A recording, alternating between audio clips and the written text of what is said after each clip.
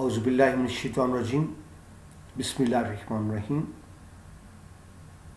Dear viewers, teachers, students, अस्सलाम वालेकुम। मैं मुशर्रफ महमूद आपसे मुखातिब हूँ और आप CMM लेक्चर्स पर ये वीडियो मुलाहिज़ा कर रहे हैं। आई होप आप खुश खुरम होंगे। अल्लाह ताला आपको हमेशा खुश खुरम रखे, आपके इरादों में आपको कामयाबी अता फरमाए, आमीन। जिस तरह से आप देख रहे होंगे उन्वान में, अल्हम्दुलिल्लाह हम MA उर्दू की क्लासेस शुरू कर रहे हैं। मैं बेटा आप जो जानते हैं CMM लेक्चर्स के वाले से अल्हम्दुलिल्लाह 8 सब्जेक्ट्स में पाकिस्तान में सबसे ज़्यादा व्यू होता है हमारा चैनल, लेकिन इसमें अब तक इंटरमीडिएट लेवल के हमने किए थे। First year, second year Urdu, पाक स्टडी, इस्लामियात वगैरह, कुछ PCS के लेक्चर्स थे। मुझसे बार बार कहा जा रहा था कि जब आप PCS की तैयारी करवाते हैं तो MA उर्दू की तैयारी भी शुरू करवाएं। टाइम नहीं था, अब अल्हम्दुलिल्लाह कुछ टाइम मैनेज हुआ है, तो हम आज से MA उर्दू की क्लासेस शुरू कर रहे हैं अल्लाह की मेहरबानी से। मैं आपको तारुफ करा दूं, MA उर्दू में हम बुनियादी तौर पर तो पंजाब यूनिवर्सिटी को ही सामने रखेंगे सिलेबस को, और जहाँ थोड़ी बहुत चेंजिंग होगी जिस यूनिवर्सिटियों में तो हम उसको अलग से डिस्कस करेंगे, लेकिन बुनियादी तौर पर हम क्लासेस शुरू कर रहे हैं MA उर्दू पंजाब यूनिवर्सिटी के मुताबिक। और MA उर्दू के इस पहले और इब्तदाई लेक्चर में मैं आप सबको खुश आमदीद कहता हूँ। इन लेक्चर्स का मकसद क्या है?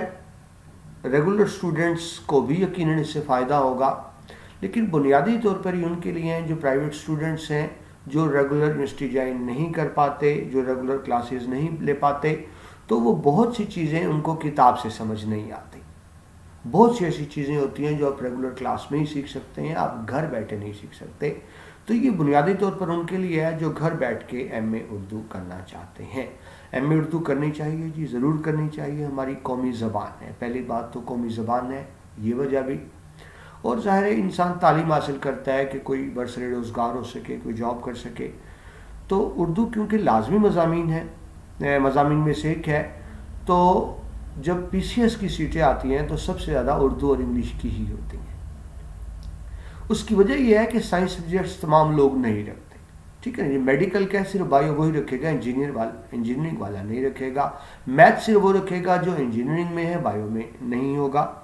लेकिन उर्दू आपके FSC, pre medical, pre engineering, ICS, ICOM, FA, इन सब में उर्दू लाज़मी मज़मून है। तो इसलिए आपको अर्ज़ कर रहा हूँ कि इसका जॉब के वाले से स्कोप ज़्यादा है, लेकिन बहरहाल बुनियादी बात तो वही है कि उर्दू हमारी कौमी ज़बान है। तो इस वाले से हम MA उर्दू की क्लास शुरू कर रहे हैं। मैं ऑलरेडी कई सालों से PCS की तैयारी करवा रहा हूँ उर्दू लेक्चर्स के लिए, तो ये चलें अब साथ उसके एक निस्बत बन जाएगी। चलें लेट्स स्टार्ट। बिस्मिल्लाहिर्रहमानिर्रहीम। जी जनाब, MA उर्दू। पहली बात समझ लें, मैंने जिस तरह भी आपको अर्ज़ की कि हम पंजाब यूनिवर्सिटी के मुताबिक चलेंगे, तो ये जो सिलेबस है आपका नया सिलेबस, ये 2015 में आया था। इससे पहले पुराना सिलेबस है वो चेंज हो गया।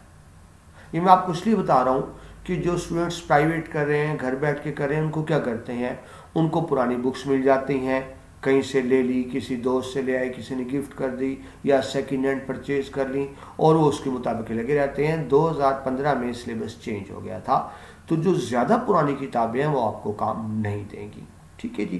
तो जो नया सिलेबस आया है मैं उर्दू का 2015, और उसके बाद ये एप्लीकेबल होगा, ठीक है जी। तो इस जदीद सिलेबस के मुताबिक हम बात करेंगे। पहली बात ये कि MA उर्दू 1000 नंबर, कुल 1000 नंबर हैं, 2 साल हैं, तो बड़ी सिंपल सी बात है।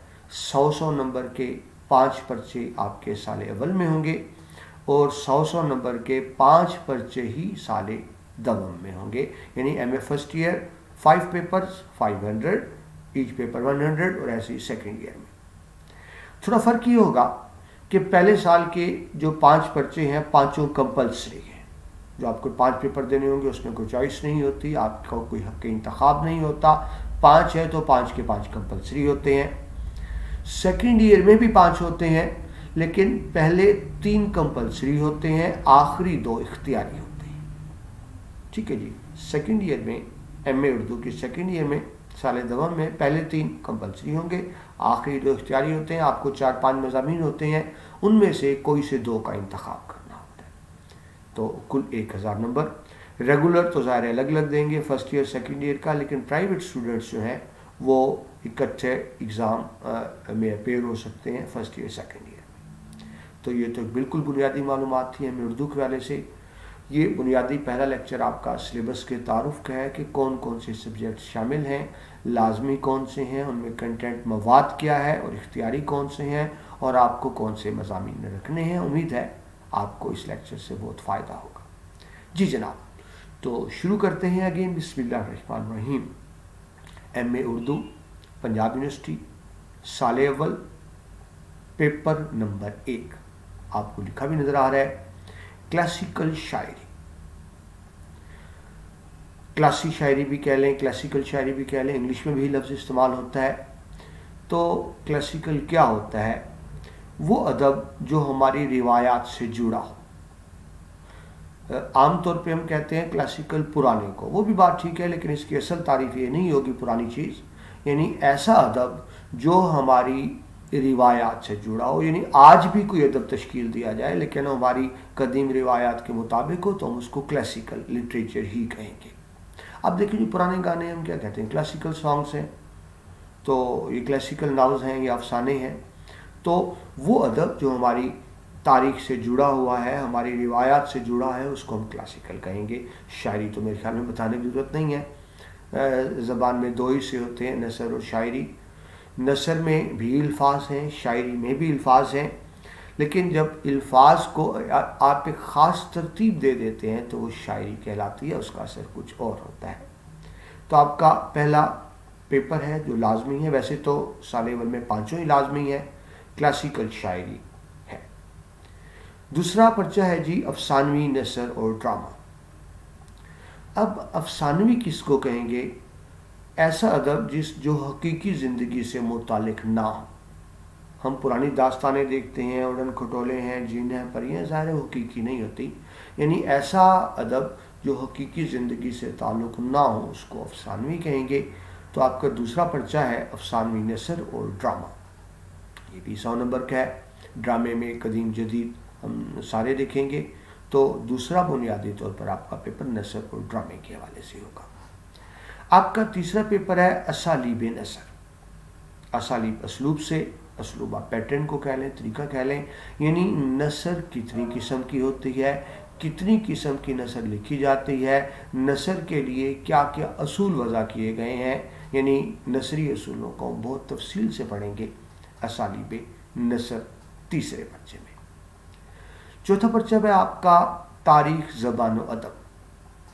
देखिए, इंसान की तरह ज़बान भी ज़िंदा है, ज़बान की भी ख्वाहिशात होती हैं, ज़बान आपको लुत्फ़ देती है, ज़बान आपको मज़ा देती है, ज़बान आपको तकलीफ़ भी देती है, ज़बान का जन्म भी होता है, ज़बान की औलाद भी होती है, ज़बान की बढ़ोतरी भी होती है, ज़बान के रिश्तेदार भी होते हैं और ज़बान का इंतकाल भी होता है। अब देखिए, बहुत सी कदीम ज़बानें मौजूद नहीं हैं, तो इसमें हम पढ़ेंगे तारीख़, ज़बान और अदब। ज़बान की तख्लीक कैसे होती है, ज़बान कैसे बनती है, और जब नई ज़बान वजूद में आती है तो आम गुफ्तगू की ज़बान होती है, और फिर तरक्की करते करते वो इल्मी अदबी मरतबे तक पहुँचती है, इल्मी अदबी ज़बान बनती है। तो इस हवाले से इन हिस्ट्री ऑफ लैंग्वेज आप कह लें, लैंग्वेज एंड लिटरेचर, हम तफसील से पढ़ेंगे पेपर नंबर 4 में। 5वें पेपर पे आए, मीर व गालिब की शायरी का खुसूसी मुतालिया। आपका साल अव्वल का आखिरी paper. Dear students, dear teachers, क्योंकि इसमें टीचर्स भी हैं, स्टूडेंट्स भी हैं, उर्दू कोई बहुत पुरानी ज़बान नहीं है। उर्दू को 300 साल हुए हैं। 300 साल पुरानी ज़बानें, ज़बानें तो हज़ारों साल पुरानी होती हैं, तो दीगर ज़बानों के मुकाबले में तो उर्दू बिल्कुल अभी शीर खारगी के मराहिल में है। इब्तदाई मराहिल में सिर्फ 300 साल, यानी 3 सदियाँ। 3 सदियों के 3 बड़े शायर, या आप समझ लें 3 बड़े नाम। 3 सदियों के शायरी के वाले से इस वक्त 21वीं सदी चल रही है, तो उर्दू की तारीख को आप क्या कहेंगे? 18वीं, 19वीं, 20वीं सदी। 18वीं सदी का सबसे बड़ा नाम मीर तकी मीर, खुदाई सुखन मीर तकी मीर। 19वीं सदी का सबसे बड़ा नाम मिर्ज़ा नौशाद, दबीरुल मुल्क, नजमुद्दौला, असदुल्ला खान, गालिब। और 20वीं सदी का सबसे बड़ा नाम हज़रत अल्लामा मोहम्मद इकबाल रहमतुल्लाह अलैह। यानी 3 सदियों को आप अगर इनके नुमाइंदा शायरों की बात करें तो मीर गालिब और इकबाल 3 सदियों के 3 शायर। साल अव्वल में आपने मीर और गालिब की शायरी का मुतालिया करना है। हज़रत इकबाल साल दवम में उनका मुतालिया किया जाएगा। तो डियर स्टूडेंट्स, ये था आपकी तकसीम MA उर्दू साल अव्वल के 5 पेपर्स, पांचों ही लाजमी पेपर्स हैं। अब आ जाइए जी साल दवम की तकसीम। साल दवम में पहला पर्चा जदीद अदब। अब पहले हमने पढ़ा था साल अव्वल में क्लासिकल कदीम अदब और अब जदीद अदब, यानी आज क्या अदब तख्लीक किया जा रहा है, आज के अदब और कदीम क्लासिकल अदब में क्या फ़र्क है, क्या जदीद रुझानात हैं। ज़ाहिर है जी, अदब क्या होता है बेटा? अदब अक्कासी करता है ज़माने की, अपने अहद की अक्कास करता है। तो जदीद अदब आज के दौर का अक्कास है, तो उसमें हम देखेंगे जदीद अदब में क्या कुछ शामिल है। ये आपका पहला पर्चा है, साल दवम का कंपलसरी है। दूसरा पर्चा आ जाएंगी असूल तनकीद, जिसको आप क्रिटिसिज्म कहते हैं। आप यकीनन जानते हैं तनकीद सिर्फ खामी बुराई को नहीं कहते। किसी भी तहरीर का अजमाली जायज़ा लेना, अयूब व महासन बयान करना, यानी खूबियाँ खामियाँ बयान करना, तहरीर की खूबियाँ हैं क्या हैं, किस तरह से हैं, खामियाँ हैं क्या हैं, किस तरह से हैं, तो इसको कहेंगे हम उसूल तनकीद। ये आपका MA उर्दू का साल दवम का दूसरा पर्चा, ये भी लाजमी। तीसरा और आखिरी लाजमी पर्चा साल दवम MA का हज़रत इकबाल रहमतुल्लाह अलैह का ख़ुसूसी मुतालिया। मैंने आपको भी अर्ज़ की कि 3 सदियों के 3 बड़े शायर मीर गालिब और इकबाल। मीर गालिब साल अव्वल में थे, हज़रत इकबाल का मुतालिया साल दवम में करेंगे। हज़रत इकबाल की कई जहतें हैं, वो फ़लसफ़ी हैं, वो शायर हैं, वो फ़िलासफ़र हैं, वो माहिर तालीम हैं, वो सियासतदान हैं। तो हज़रत इकबाल को तो एक बहुत बड़ा मर्तबा ये भी मिला हुआ है कि हम हज़रत इकबाल को बतौर मज़मून पढ़ते हैं। जिस तरह आपके मज़ामीन हैं उर्दू, इस्लामियात, पाक स्टडी, फिज़िक्स, केमिस्ट्री, बायोलॉजी, ऐसे ही इकबालियात एक मज़मून है। ये बहुत बड़ा मर्तबा है कि एक शख्स को एक मज़मून का दर्जा दे दिया जाए। तो डियर व्यूअर्स, ये आपके 3 तो कंपलसरी पेपर हैं सेकेंड ईयर के, जदीद अदब, असूल तनकीद, इकबाल का ख़ुसूसी मुतालिया रहमतुल्लाह अलैह। तो ये 3 तो हो गए आपके लाजमी पेपर। लेकिन साल दवम में भी 5 पेपर होते हैं। अब बाकी 2 पेपर इख्तियारी हैं। आपके पास चॉइस है लाजमी पेपर्स के बाद, तो हम देखते हैं कि इख्तियारी में आपके पास क्या क्या मज़ामीन है। ये आपके पास 5 पेपर्स हैं। इन 5 में से आपने कोई से 2 रखने होते हैं अपनी मर्जी के मुताबिक। तो चौथा पर्चा है जी असूल तहकीक व तदवीन। तहकीक रिसर्च, यानी एक चीज़ मौजूद है लेकिन हमें नहीं मालूम, आप फाइंड आउट कर रहे हैं, ढूंढ रहे हैं, वो तहकीक हो गई। तदवीन ये है कि पहले से मौजूद लिटरेचर को तरतीब देना, ऑर्गेनाइज करना। जिस तरह मसलन अगर मैं कहूँ कि एक किताब लिखूँ उर्दू की जदीद शायरी या कदीम शायरी, तो ज़ाहिर है वो मेरी अपनी किताब तो नहीं है, यानी कंपाइल कर लूँ अहद के बड़े कलाम को, तो उसको तदवीन कहेंगे। तो आपका 4th पेपर है इख्तियारी। ये अब हम लाजमी मज़ामीन 8 कर चुके, 5 साल अव्वल के 5 ही कंपलसरी, साल दवम के पहले 3 कंपलसरी हैं, आखिरी 2 इख्तियारी हैं। तो चौथा पर्चा इख्तियारी में असूल तहकीक व तदवीन हो गया। 5वां पर्चा है अरबी व फ़ारसी ज़बान व अदब। अब बड़ी इंटरेस्टिंग बात, जो भी नए नए MA शुरू कर रहे हैं, लगता है कि हमें तो अरबी नहीं आती, हमें तो फ़ारसी नहीं आती, मुश्किल पेपर है। हालांकि सबसे आसान यही पेपर है।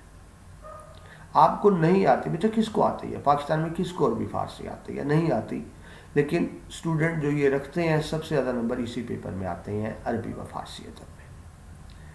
तो इसकी वजह यह है कि आपको बुनियादी कोई अरबी समझनी नहीं है, फ़ारसी समझनी नहीं है।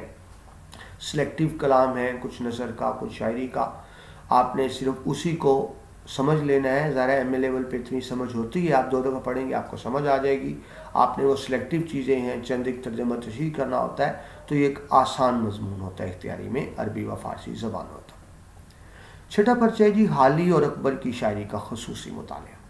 मौलाना अल्ताफ़ हुसैन अली मुसद्दस अली वाले, जिन्होंने एक नया रुख दिया शायरी को, और अकबर जो हज़रत इकबाल के पीर व मुर्शिद भी हैं, उस्ताद भी हैं, अकबर अलाहाबादी, तो उनका ख़ुसूसी मुतालिया शामिल है हाली और अकबर का छठे पर्चे में। 7वां पर्चा है लिसानियात, लैंग्विस्टिक्स। यहाँ लिसानियात में सिर्फ उर्दू की बात नहीं होगी, जनरल बहस होगी कि ज़बानें क्या होती हैं, ज़बान कैसे बनती है, ज़बान किन किन मराइल से गुज़रती है, यानी ज़बानों का एक अमूमी मुतालिया सा होगा जिसको हम लिसानियात कहते हैं, मुख्तलिफ ज़बानों के हवाले से। ये आपका 7वां इख्तियारी पर्चा है।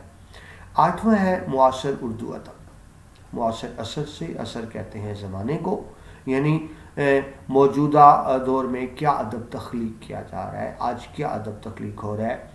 ये नहीं कि सिर्फ आपको क्लासिकल्स का पता हो, बड़े शायर अदीबों का पता हो, आपको ये भी पता होना चाहिए कि आज के दौर में क्या चीज़ तख्लीक हो रही है, यानी अहद के हवाले से हम इसको पढ़ेंगे। तो आपने देखा कि ये आपके पास 5 इख्तियारी मज़ामीन हैं। आपको 5 नहीं लेने, आपको इनमें से कोई से 2 मज़ामीन लेने हैं, आपको इनमें से कोई से 2 लेने हैं। तो जो 2 मज़ामीन मैं आपको रिकमेंड करूँगा वो है 5वां और 6ठा पर्चा।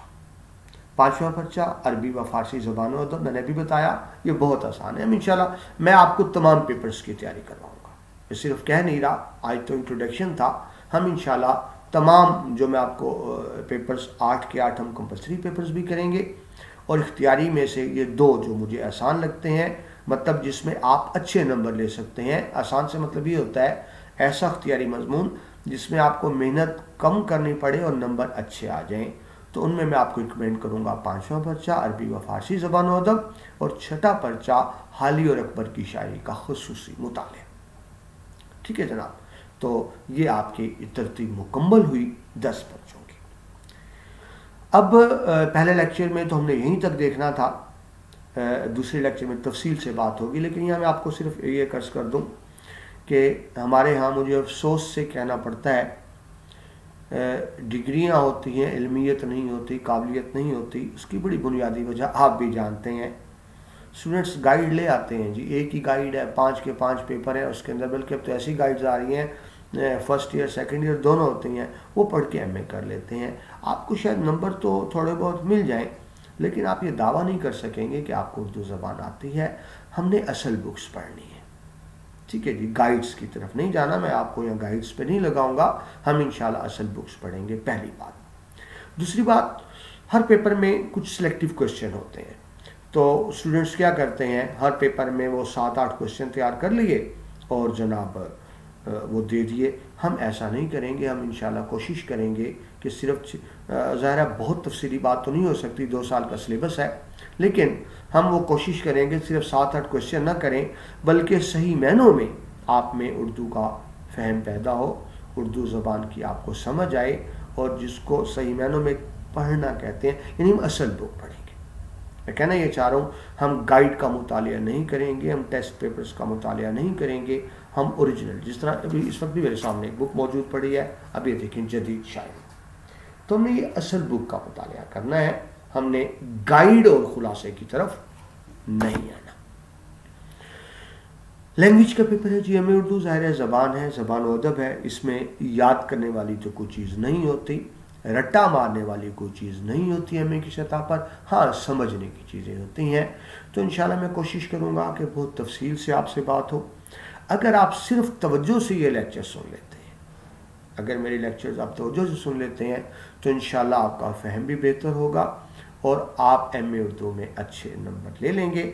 और जब आप एमए उर्दू कर लेंगे और उसके बाद आप अगर पीसीएस की तरफ आते हैं, तो मैं गुज़िश्ता 10 साल से पीसीएस की तैयारी करवा रहा हूँ, तो इंशाल्लाह एमए उर्दू करने के बाद आपसे फिर मुलाकात होगी दोबारा पीसीएस के पेपर्स में। लेकिन एमए उर्दू मैं फ़र्स्ट टाइम शुरू कर रहा हूँ अपने चैनल पर, तो आई होप आप इंजॉय करेंगे। आपने इस लेक्चर से भी सीखा होगा। अगले लेक्चर में हम पेपर पैटर्न की बात करेंगे। ये तो सिलेबस तारुफ था, अगले में हम पेपर पैटर्न की बात करेंगे, और उसके बाद थर्ड लेक्चर से हम बाकायदा पहले पेपर से आगाज़ करेंगे। ठीक है जनाब, तो ये तारुफी लेक्चर था एमए उर्दू के हवाले से। इंशाल्लाह आपके साथ साथ रहेगा आप तवज्जो से सुनेंगे, मैं पूरी मेहनत करूँगा, पूरा ज़ोर लगा दूँगा आपको हर चीज़ समझाने का। कामयाबी आप अल्लाह ताला से मांगेंगे, अल्लाह ताला मेहनत का सिला अता फरमाते हैं। कामयाबी अल्लाह की तरफ से होगी, मेहनत आपकी होगी, रहनुमाई मेरी होगी, इंशाअल्लाह बेहतरीन नताइज आएंगे। अपना बहुत सा ख्याल रखिएगा। पहला लेक्चर तारफ़ी लेक्चर यहाँ कंप्लीट होता है। दूसरे लेक्चर में हम पेपर पैटर्न में आपसे दोबारा मुलाकात होती है। अल्लाह हाफ़िज़।